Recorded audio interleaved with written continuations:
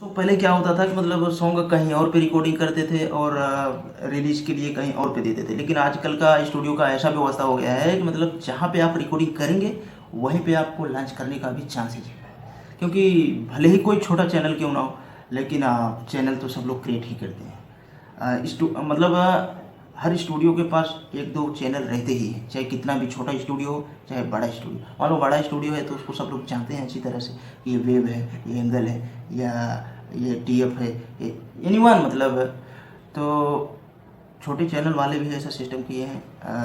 वो जो छोटा चैनल क्रिएट किए हैं पहले से, उनको मतलब दिमाग में आ गया कि थोड़ा बहुत अगर म्यूजिक से इंटरेस्ट है तो वो ऑटोमेटिकली मतलब म्यूजिक बनाते हैं और थोड़ा बहुत बना के उसी में कट पिट करके जोड़ के ओल्ड ही ट्रैक पे रिकॉर्डिंग करवा के वो लास्ट में बोलेंगे कि नया ट्रैक है, पैसा ले लेते हैं, वो अपने पे अपलोड कर देते हैं। कितने लोगों को मैं देखता हूँ डिस्क्रिप्शन वो भरते ही नहीं, क्योंकि डिस्क्रिप्शन भरेंगे तो उसमें कॉपीराइट का पूरा वाटरमार्क आ जाता है, इसलिए वो भरते ही नहीं। चोरी करने का भी बहुत चांसेस रहता है, लेकिन वो अपने पे ही अगर अपलोड कर रहे हैं, उनको मालूम है कि एक मतलब जैसे जो स्टूडियो में अपना स्टूडियो जो खोले हैं तो उस पर वो बोलते हैं क्या, मतलब दो दो चैनल बना के रखते हैं।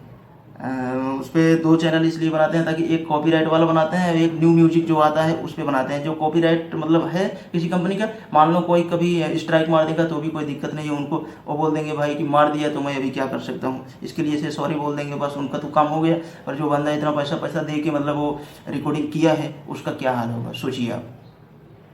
तो मैं उम्मीद करता हूँ दोस्तों कि आप ऐसा मत करिए। ठोकर तो हम भी बहुत खाए हैं, इसलिए मैं सोचता हूँ कि आप लोग ठोकर मत खाओ। आपको ठोकर मैं बिल्कुल नहीं खाने दूंगा। आप ऐसे ही जुड़े रहिए, मैं भोजपुरी से मतलब रिलेटेड हर एक खबर लाता रहता हूँ। यदि हमारा वीडियो अच्छा लगे तो जो इंटरेस्टेड हैं उनके पास तक ज़रूर शेयर करिएगा, और जो फालतू वाले हैं उनके पास बिल्कुल नहीं शेयर करिएगा। तो दोस्तों मैं उम्मीद करता हूँ कि ये वीडियो से आपको कुछ सीख मिली होगी। तो मिलते हैं फिर अदर वीडियो में। एक बात और बताऊंगा आपको, मतलब अगर सॉन्ग से रिलेटेड कोई भी जानकारी लेना है, जैसे ओल्ड ट्रैक है या न्यू ट्रैक है, तो आप झिझक बिना झंझट की जानकारी ले सकते हैं हमसे।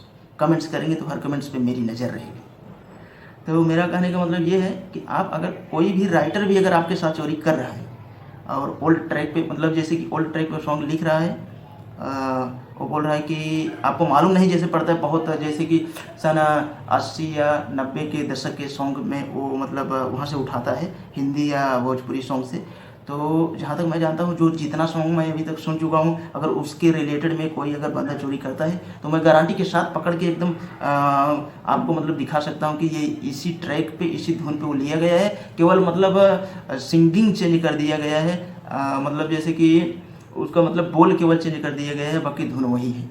तो मैं बगैर झंझट के बता सकता हूँ, एकदम गारंटी के साथ बोलता हूँ, क्योंकि मैं भी यही इसी के ही रिलेटेड मतलब हरदम सोचता रहता हूँ। मतलब कैसे होता है, क्या होता है, क्यों होता है, कब होता है, कहाँ होता है, मतलब कब कहाँ क्यों कैसे, एक ही ये फार्मूला है सीखने के लिए। यदि आप मतलब इतना मतलब जो सवाल करो, सवाल से खुद ही मतलब आंसर ढूंढो, मतलब सवाल करो फिर उसका जवाब अपने आप से ही खुद ढूंढो, तो ऑटोमेटिकली मतलब रास्ता मिलता जाता है। आप ऐसा करके देख सकते हैं। तो थैंक्स दोस्तों, आज के लिए बस इतना ही।